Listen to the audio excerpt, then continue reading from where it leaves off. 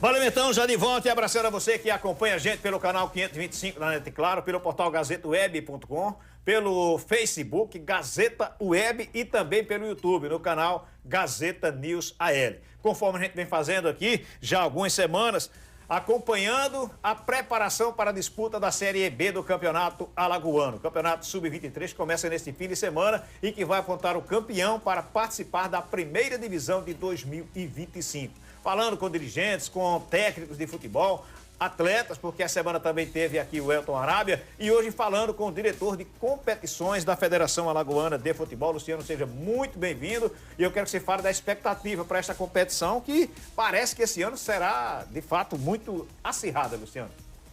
Boa tarde, Orlando, boa tarde, Guilherme, a todos que acompanham o programa aqui na Gazeta News.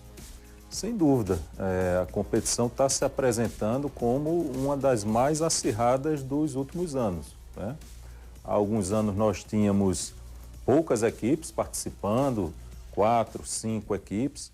Tivemos algumas outras edições com o mesmo número de equipes esse ano, 10 equipes, mas não com um nível de organização, de participação, é claro que com propósitos diferentes, mas as equipes que entram para a disputa dessa Série B do Alagoano 2024, elas vêm de forma organizada, buscando cada uma os seus objetivos, seja de acesso, seja de preparação de novos talentos. Luciano, muito bem-vindo aqui na nossa estrutura. Mais uma vez aqui, a gente está fazendo tipo uma série da segunda divisão, convidando os representantes, e agora você também representando a federação. Eu queria entender como foi esse processo aí de montagem da organização, porque a gente teve equipes que acabaram desistindo, né? O Capela estava previsto para participar e desistiu, mas ainda assim temos 10 equipes que vão participar. Então, como está esse planejamento, como está o contato com as equipes para a disputa da competição no final de semana? Olha, veja bem, a partir do momento em que a gente faz a divulgação do calendário de competições para todo o ano, isso acontece no mês de dezembro do ano anterior, então desde dezembro de 2023, essa competição está prevista, adequada agora para o segundo semestre a pedido dos clubes, porque os últimos 2 anos nós tivemos um quadro chuvoso muito intenso, até mesmo antecipado a partir ali do mês de abril, o que dificultava a realização dos jogos. Então passamos com a necessidade de suspender rodadas por 2, 3 semanas nas 2 últimas edições. Então voltamos com a competição para o segundo semestre.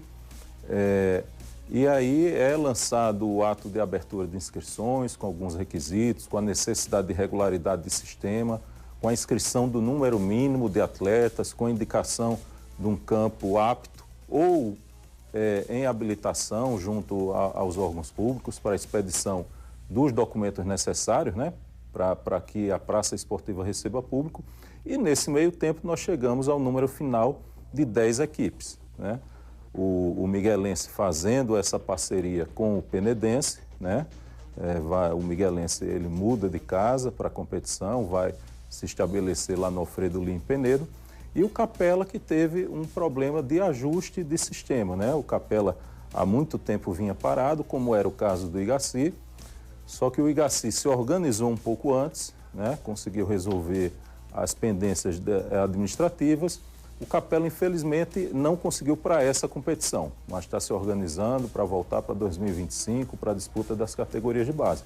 Então, chegamos a esse número final de 10 equipes, né, o que deve proporcionar uma bela competição. Ô, Luciano, a respeito dessa situação do Igaci, a gente tem recebido aqui vários dirigentes e também recebido a informação de que o Igaci não teria cumprido o que se diz no estatuto, no que diz respeito a participações de competições de base promovidas pela Federação Alagoana de Futebol. Como é que de fato está essa situação, Luciano? Olha, formalmente não houve qualquer manifestação direta à federação por parte de qualquer clube, né? Nós tomamos conhecimento de forma eventual, repassamos preventivamente para o nosso jurídico, mas há interpretações diversas. A interpretação em relação aos requisitos de admissibilidade para filiação e outros requisitos para a manutenção do status de filiado, seja como amador, seja como profissional, né? E para todos os efeitos, o Igaci está inscrito na competição Sub-15, que deve se iniciar aí no mês de outubro. Então, assim, Formalmente ainda não recebemos a demanda com argumentação, com qualquer apontamento. Caso chegue, será encaminhado ao nosso departamento jurídico. Luciano, você citou a situação de que há algumas temporadas tínhamos a segunda divisão como sendo muito pequena até, né? 3, 4 times. Mas agora a gente vê essa continuidade e tem crescido, né? Mas a tendência para o futuro é a gente ter mais equipes, menos equipes, talvez uma criação de uma terceira divisão, já vou dar a ideia aqui logo, um aumento talvez de equipes também na primeira. Como é que está essa tendência para o futuro? Olha, Guilherme, eu acho que o futebol alagoano tem sido entendido pelo presidente Felipe e conseguido transmitir essa ideia à diretoria, aos outros departamentos. A gente tem feito parte dessa consolidação de que precisa ser visto de forma macro, né? Uma forma mais ampla, não somente um campeonato isolado. A partir do momento em que o campeonato da Série A passou a ser mais valorizado, com cotas que vem subindo ano a ano, né? Isso é visível. Com esse estabelecimento de 8 clubes na disputa, automaticamente você tem um maior quantitativo de clubes na Série B do alagoano, né? E aí nós partimos para outra situação, né? Ano passado, ano retrasado, nós tivemos muitos jogos com portões fechados, né? Jogos com estádios em uma condição precária, né?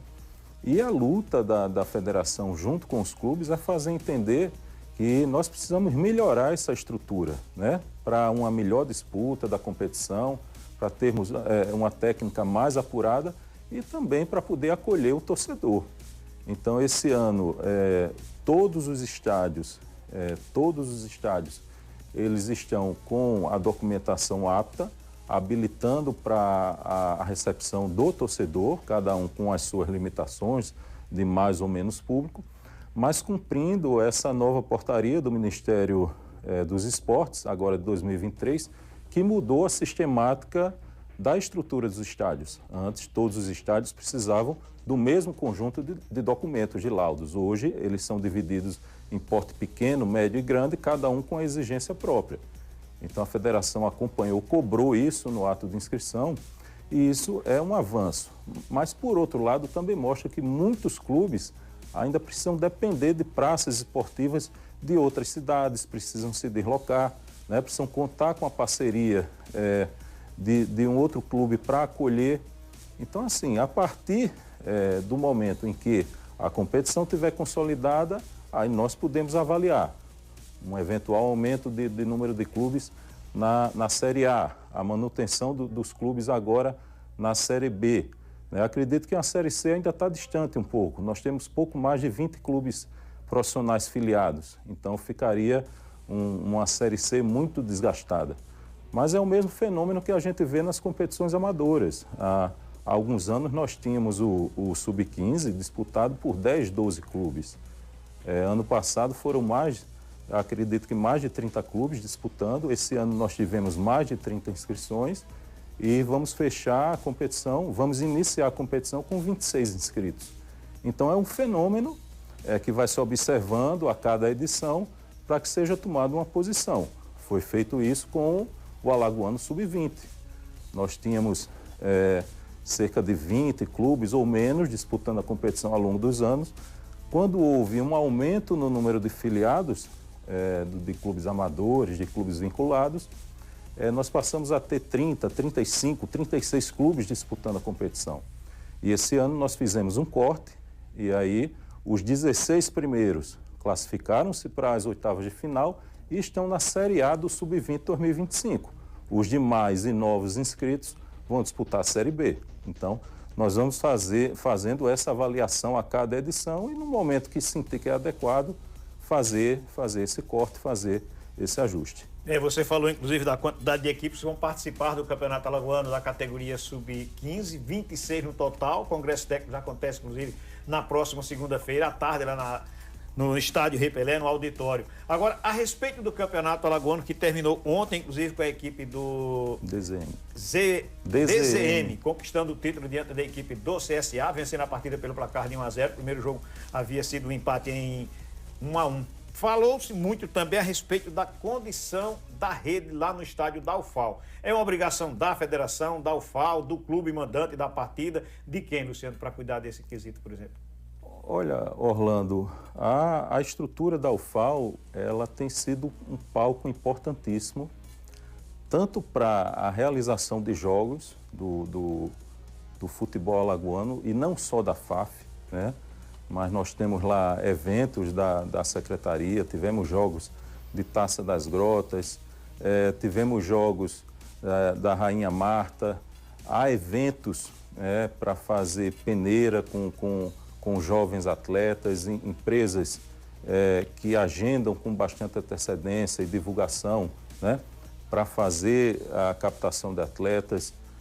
Existe convênio entre a FAF e a Universidade Federal que permite a utilização para jogos de alguns clubes previamente autorizados e que esses jogos, que esses atletas também fiquem submetidos à avaliação acadêmica de diversas disciplinas, de diversos cursos, educação física, nutrição, fisioterapia, né, entre outros. Então, assim, há um uso imenso, né, por diversas situações. O CRB tem convênio, a UDA no feminino também tem um convênio para treinamento, e esse material ele fica diuturnamente exposto, né, exposto ao tempo, utilizado para treinamentos dia e noite, utilizado também nas competições. Então, de tempos em tempos, a federação tem promovido a troca desse material, né?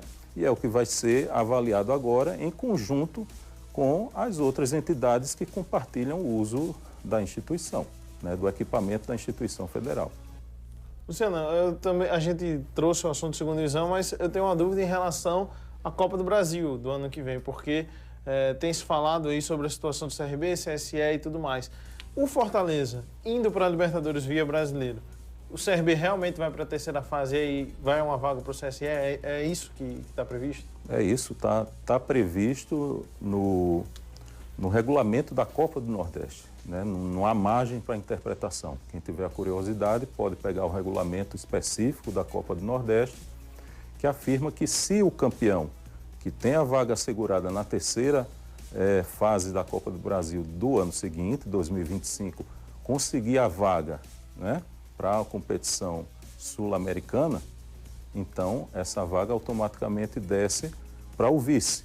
Caso o vice também tenha a vaga, aí desce dentro da competição, vai seguindo a classificação final. Caso o Fortaleza ocupe ali uma das posições dentro do Campeonato Brasileiro que permita esse acesso à Libertadores, os representantes da Libertadores entram na terceira fase, o CRB herdaria esse acesso diretamente à terceira fase, e a vaga do CRB como campeão alagoano fica retida aqui na federação e é direcionada dentro da classificação do Alagoano 2024. O CSE foi o terceiro colocado na competição. Eu já falei, né? O tricolor lá de Palmeira dos Índios deve estar torcendo muito lá para o tricolor do PC, né? Então é isso aí. A vaga viria, a vaga na terceira fase para o CRB e o CSE herdando a vaga para a primeira fase da Copa do Brasil 2025. Valeu então, Luciano. A gente quer agradecer a tua vinda aqui ao programa mais uma vez, esperando que de fato o Campeonato Alagoano da segunda divisão seja muito bem disputado, inclusive na condição técnica. Com certeza a gente vai divulgar tudo aqui no nosso programa e esperando que a gente tenha realmente uma competição maravilhosa. Grande abraço e muito obrigado por ter vindo, Luciano. Obrigado, Orlando, sempre à disposição para falar do nosso futebol. Valeu então, a gente volta daqui a pouco, o Matheus já está ansioso, cheio de notícias dos Jogos Paralímpicos. Fique ligado, porque a gente volta já já.